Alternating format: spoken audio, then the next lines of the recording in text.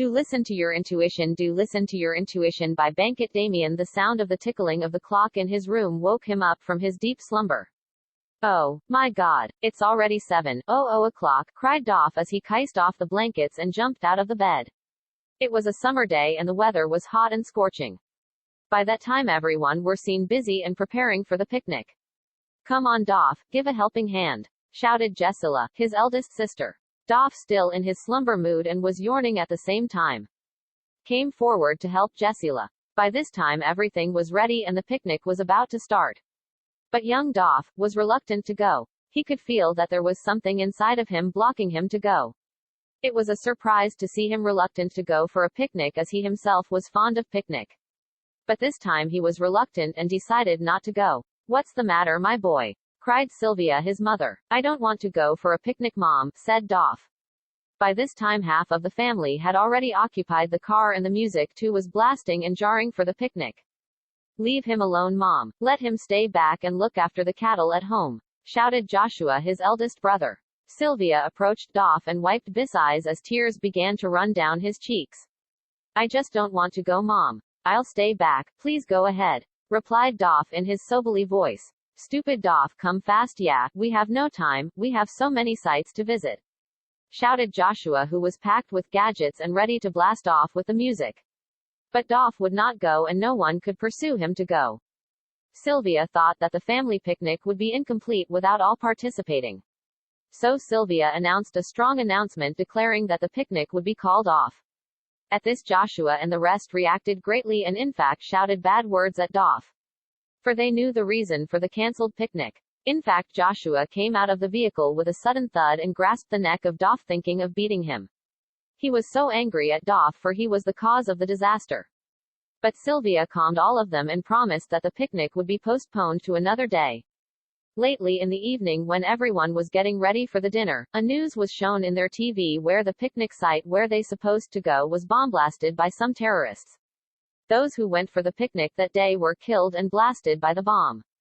It was indeed a shocked incident where no one expected it. There was a sudden shock in the family of Doff at seeing this news. Had the family gone for the picnic, they would have killed and lost their lives. At this the mother hugged Doff and kissed him contentiously. You save our lives, Doff. You are our hero. Thanks, Doff, said the mother. Then at this one by one came to embrace Doff and thanked him. Thus the whole family was saved from the disaster. Cried as the family sat down for the dinner. There was a complete silence and no one dared to talk anything. Joshua's head was down and he dared not to look at Doff for he was very sorry for his gesture towards his brother Doff. Even Doff himself was shedding tears for the intuition was indeed true.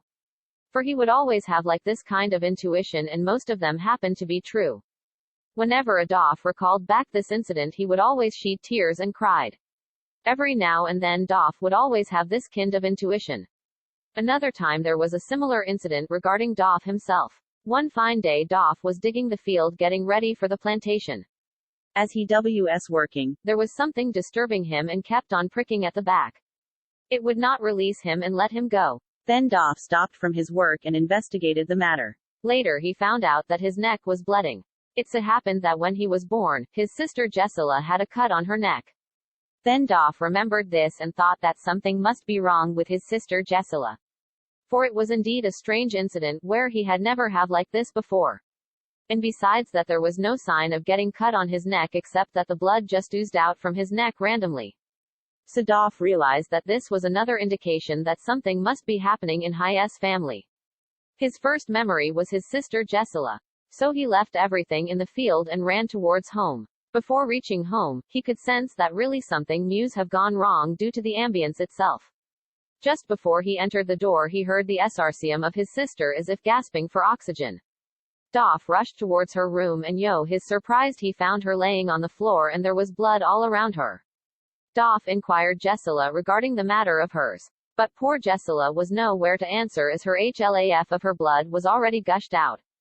Also on that day the whole family had gone for a funeral to one of the neighbors' villages. So only Jessila and Doff were left. Hãy lắng nghe trực giác của bạn. Lắng nghe trực giác của bạn bởi Bankit Damian. Âm thanh tích tắc của đồng hồ trong phòng đánh thức anh sau giấc ngủ sâu. Ôi, Chúa ơi, đã 7 giờ rồi, Doff kêu lên khi anh cởi bỏ chăn và nhảy ra khỏi giường. Đó là một ngày mùa hè và thời tiết nóng như thiêu đốt. Lúc đó mọi người đều bận rộn và chuẩn bị cho chuyến dã ngoại. Nào Dob, giúp một tay.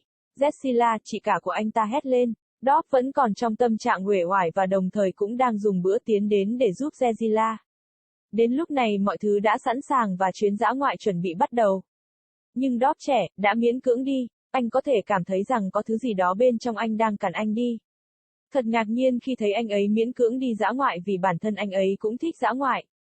Nhưng lần này anh ta miễn cưỡng và quyết định không đi. Có chuyện gì vậy con trai của tôi?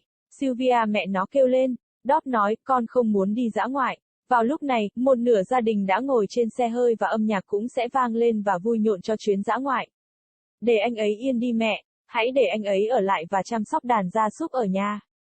Joshua anh cả của anh ấy hét lên. Sylvia đến gần Dob và lau mắt khi nước mắt bắt đầu chảy trên má anh. Con chỉ không muốn đi mẹ, con sẽ ở lại, làm ơn đi tiếp. Dob đáp lại bằng giọng tỉnh táo. Dob ngu ngốc đến nhanh quá, chúng tôi không có thời gian, chúng tôi có rất nhiều địa điểm để truy cập. Joshua hét lên, người đang chất đầy đồ dùng và sẵn sàng bùng nổ với âm nhạc. Nhưng Dob sẽ không đi và không ai có thể thuyết phục anh ta đi. Sylvia nghĩ rằng chuyến dã ngoại của gia đình sẽ không trọn vẹn nếu không có tất cả mọi người tham gia. Vì vậy, Sylvia đã thông báo một thông báo mạnh mẽ tuyên bố rằng chuyến dã ngoại sẽ bị hoãn lại. Lúc này, Joshua và những người còn lại đã phản ứng rất dữ dội và hét lên những lời lẽ không hay về phía Dob. Vì họ biết lý do cho chuyến dã ngoại bị hủy bỏ. Trên thực tế, Joshua bước ra khỏi xe với một cú huých đột ngột và nắm lấy cổ Dob nghĩ rằng sẽ đánh anh ta. Anh ta rất tức giận với Dob vì anh ta là nguyên nhân của thảm họa. Nhưng Sylvia đã trấn an tất cả và hứa rằng chuyến dã ngoại sẽ được hoãn lại sang một ngày khác.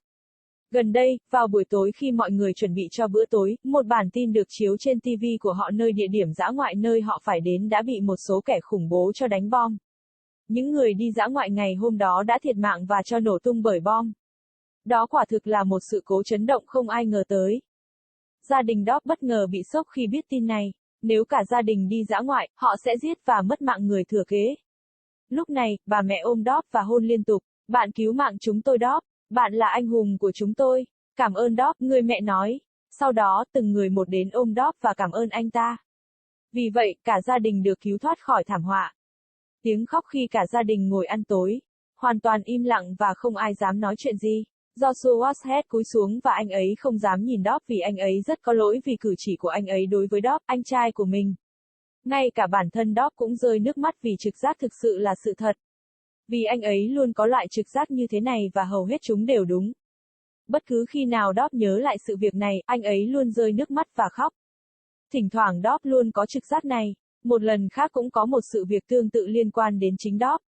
Một ngày đẹp trời Dob đang đào ruộng chuẩn bị cho đồn điền.